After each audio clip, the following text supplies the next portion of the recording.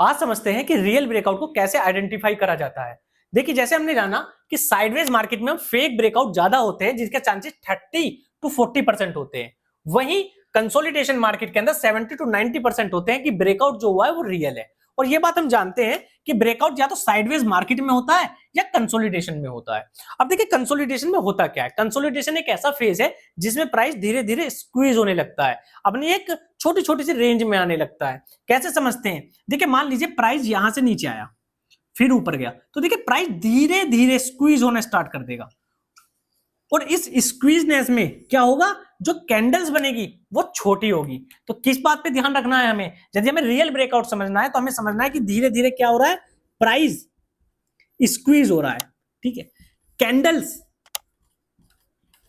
Small होती जा रही है और वोलेटिलिटी कम होती जा रही है।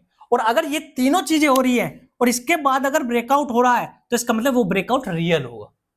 और देखिए ये स्ट्रक्चर, आप देखिए स्ट्रक्चर चार्ट के ऊपर एक स्ट्रक्चर इसमें हमेशा बना होगा कंसोलिडेशन मार्केट में।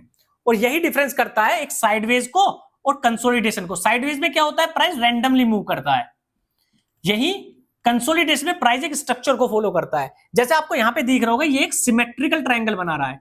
ऐसे ही आपने देखा होगा कि जब प्राइस किसी रेजिस्टेंस जोन पर हर बार जाता है फिर वापस जाता है और हर बार एक स्ट्रक्चर जो हायर हाई देता हुआ जाता है, तो इसका मतलब चांसेस है कि प्राइस क्या करने वाला है, ब्रेकआउट करने वाला है।